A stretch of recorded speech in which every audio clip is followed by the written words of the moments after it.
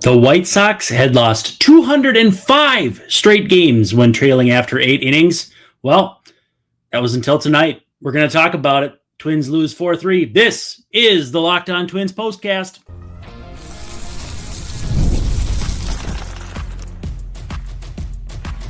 You are Locked On Twins, your daily Minnesota Twins podcast. Part of the Locked On Podcast Network, your team every day.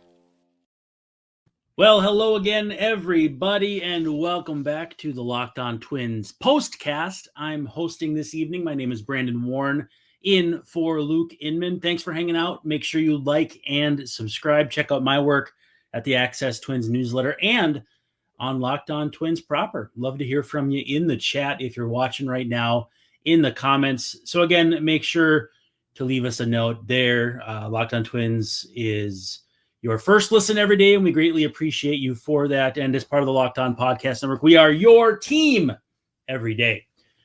Your team, in this instance, lost 4-3 to the Chicago White Sox. And I wasn't kidding. The White Sox, and you may have heard my name on the telecast, had lost 205 straight games when trailing after 8 innings. And I tell you what, they tried to, in the 9th inning, let the Twins have a bit of a look at, maybe a chance at coming back and taking that lead back. But the 3 spot in the 9th inning for the White Sox stands up. Justin Topa takes the loss. And Twins score 2 runs in the first inning, 1 run in the 6th. The Twins are now 9-4 when scoring multiple runs in the first inning this season. They were 9-3. And I even had it marked down. They were going to be 10-3 until Cody Funderburk and Justin Topa had a very, very tough top half of the 9th inning. Before we get into our breakdown of this evening's game, hey, Locked On Twins fans, are you still paying full price for your gas? Stop leaving money behind. Get real cash back every single time you fill up with the free Upside app. You just download the free Upside app in the App Store or Google Play Store right now and start earning cash at the pump today. Use my limited time promo code SEASON and get an extra 25 cents back per gallon on your first fill up. You could make up to $300 a year from just buying the gas you already needed.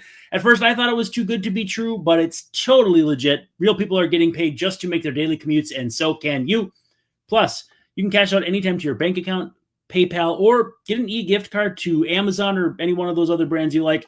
Do not let this offer drive on by. Download the free Upside app now using my limited time promo code SEASON, and you'll also get 25 cents off per gallon bonus. That's for a limited time as well. That's promo code SEASON. Now, the disclaimer, offers vary by user and location. Go to upside.com for terms and conditions. Again, Twins fall 4-3 to the White Sox. White Sox had dropped 205 straight when trailing after 8 innings. As Glenn Perkins said, almost an unfathomable statistic to even try to understand. And again, by the way, if you're in the chat, feel free to leave comments. I'd love to hear from you after this one. Certainly a tough one. Games like this obviously hurt quite a bit more when the team's doing something more than just playing out the string. With that said, Twins drop the season series. It is now a guaranteed season series loss for the Twins. Even if they win in the finale, it will still go the way of the White Sox 7-6. But 7-5 right now, 12 of 13 games in the season series done. Let's just go into what I liked, because I divided it up into what I liked and what I didn't like. And there were more things I liked than didn't like. And honestly, the 9th inning unraveling the way it did, Cody Funderburk, coming in and giving up a hit, a walk, just basically the sorts of things that you can't do with a 2-run lead. And then Topa just not able to hold it down after that. Just definitely frustrating to see that. But what I liked, Zebby Matthews, 6 innings, 5 strikeouts, and just the homer in the a homer to Edgar Caro. But otherwise, 14 whiffs, mixed it around with 4 on the slider, 3 on the changeup, 3 on the 4-seam, 2 on the sinker, 2 on the cutter. So he did mix it around a bit. Also threw 6 total pitches, all at least 8 times. In general, just a really solid effort. Starting to see a little more signs of like Zebby being a factor in this rotation moving forward, as far as, we still don't know if they're going to trade Joe Ryan. We still don't know if they're going to trade Pablo Lopez, but I feel like you could pretty safely pencil Zebby Matthews in for one of the rotation spots after those guys. Or again, if those guys are gone, you're probably talking about Zebby maybe starting on opening day, but I'm not allowing myself to think that quite yet. But again, Zebby 6 innings, 5 strikeouts, just that homer to Edgar Caro. The White Sox have been hitting a bit better of late. Twins, 11 hits, but only 3 runs. That was also frustrating, as the Twins, stop me if you've heard this one before, go 2 for 12 with runners in scoring position. And just in general, just kind of doing things they've done much of the season in big spots. A few more things that I liked. Royce Lewis, 3 for 4 with 3 singles. Also stole a couple bases. He has a 1428 OPS against the White Sox. That is the highest by a Twin against any team ever. Since the Twins have moved from DC to Minnesota in 1961, his 1428 OPS is nearly 200 points clear the next highest Twin against any opponent. And that's Joe Mauer against the Dodgers. I don't have a lot of recollections of Joe Mauer moments against the Dodgers, granted interleague play, and so not playing the Dodgers that much, but apparently Joseph crushed the Dodgers. And that leaderboard showed up on the Twins game as well. Matt Lawton mentioned, I always love a good Matt Lawton reference. So that was good. Also, 4th highest among any active player against any team. Same minimum, 50 plate appearances. Aaron Judge against the Dodgers, 1577. Judge against the Brewers, 1506. Bryce Harper, that is, against the Angels, 1471. And then Royce against the White Sox, 1428. So again, hard to overstate how much Royce Lewis has absolutely owned the White Sox over his career. Another thing I liked, Byron Buxton with a ringing triple off the right field fence. I really enjoy watching him run the bases this season. Did strike out 3 times, but again, more positives than negatives. And I just can't overemphasize again too what it is, how great it is to see a healthy Byron Buxton, and not only offensively but defensively as well.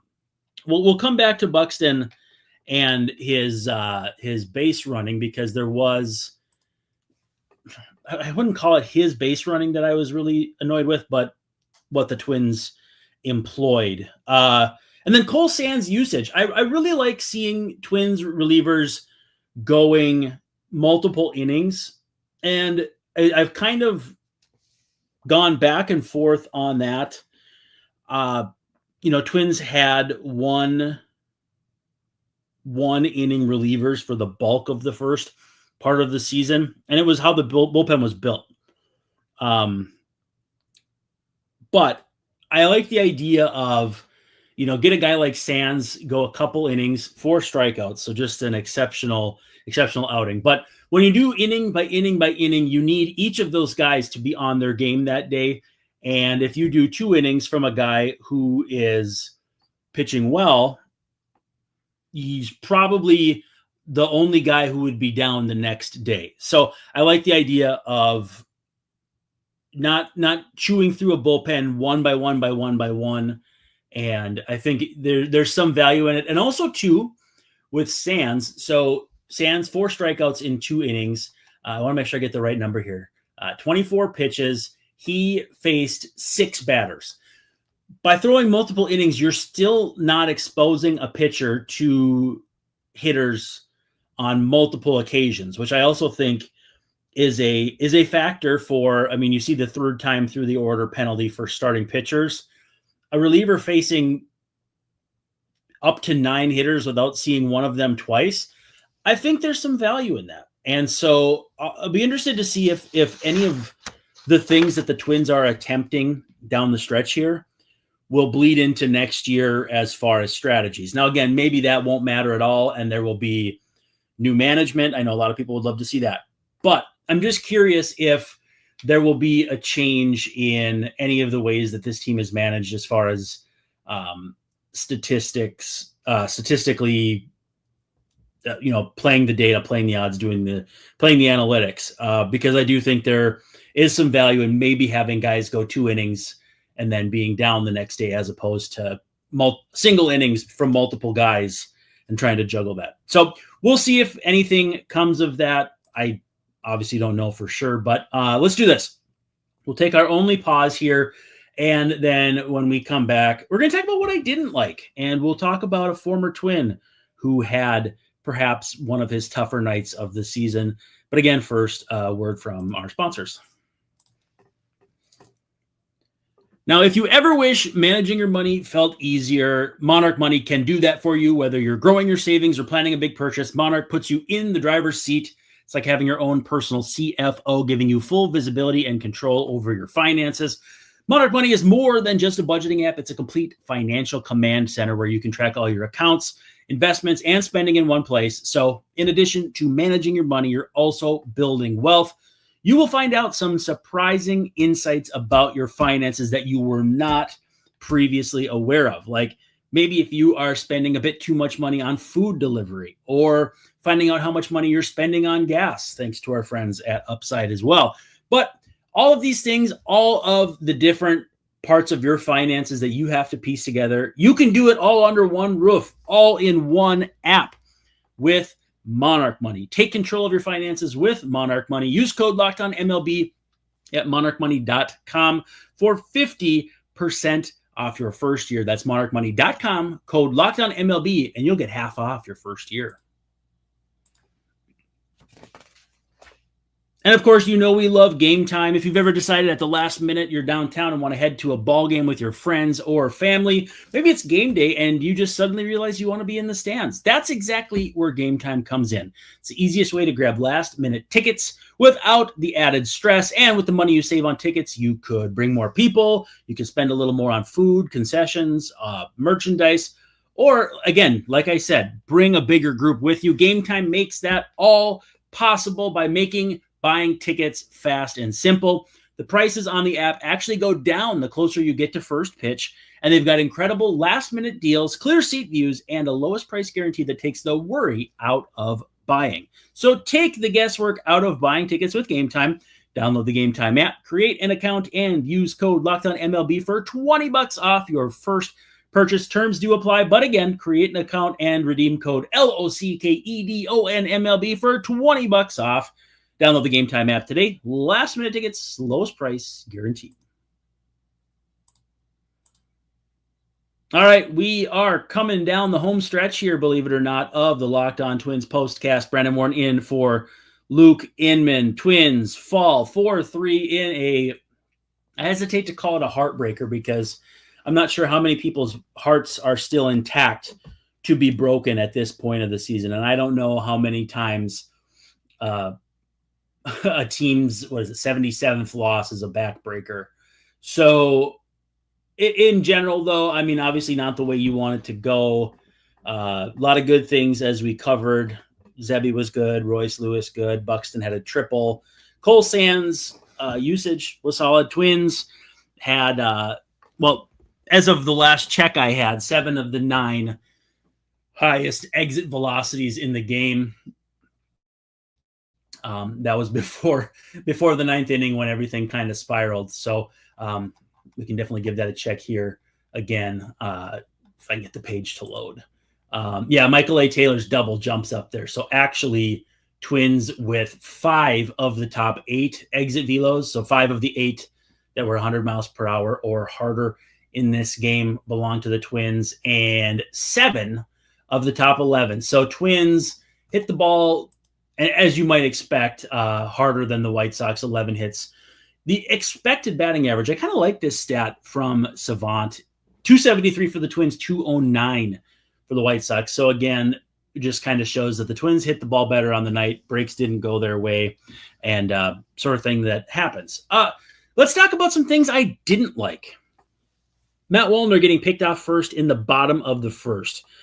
We have just seen too many careless mistakes on the bases.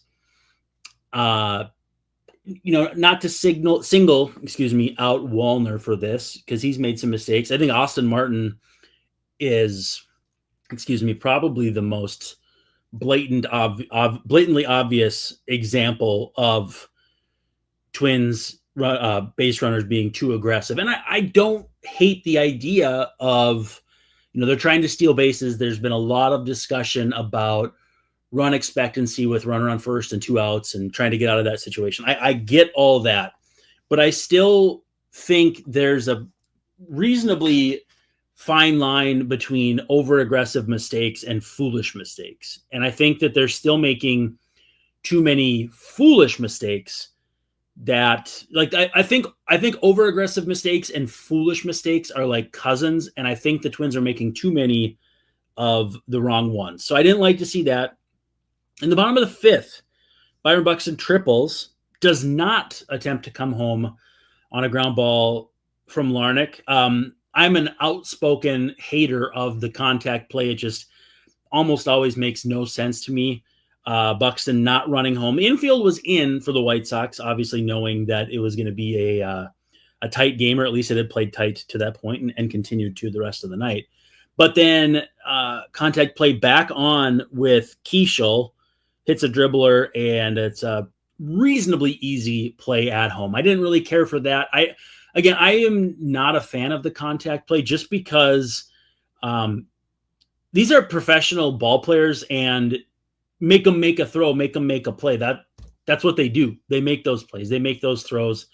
I understand it a little more on throws from the outfield. A guy's got to make a throw from the outfield or the infield cutout. Still really don't like that because, again, these guys are professionals. They're the best in the world at what they do. There are some times where I'm okay with the contact play. It comes down to, if you're trading runners, if you're second and third and your runner coming home gets into a rundown and you end up with a net similar situation with both runners moving up, there are situations where the contact play doesn't bother me immensely. It's just like sack bunting, though.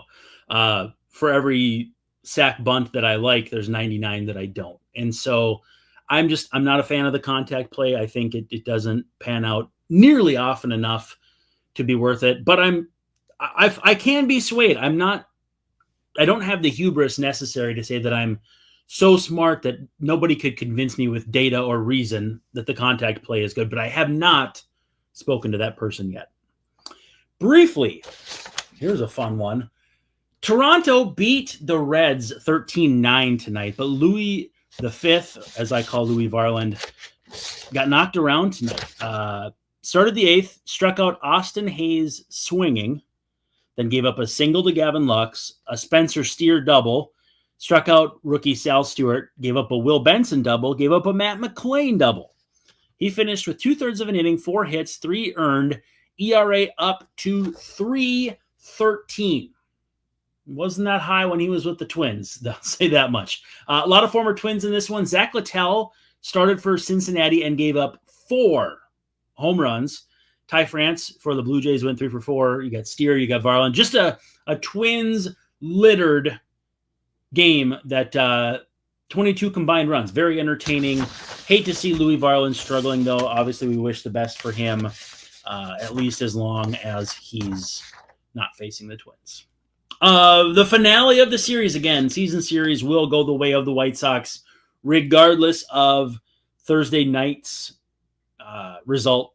They're playing at 6:40. A little weird that it's not a matinee, but I'm not complaining. I like the night games too. It'll be Shane Smith Rule 5 rookie for the White Sox against Taj Bradley. So Shane Smith against Taj Bradley. Again, Twins fall 4-3.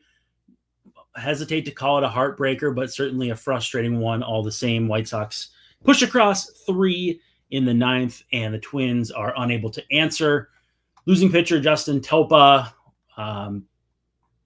in general, the Twins are playing out the string, and it's really hard to get 2 up or 2 down about any of these games. But at the same time, too, you hate to see these ones get away. So, yeah, with that said, that's a wrap on this edition of the Locked On Twins postcast. Brandon Warne in for Luke Inman, saying thank you so much for joining me this evening. Twins again fall 4-3. Catch Dave Brown and me on the big show, Locked On Twins. We'll have something for you sometime Thursday, talking about I don't know. We'll see what comes up, because we haven't been talking about the ball team that much. But again, thank you so much for hanging out, and we'll see ya tomorrow night.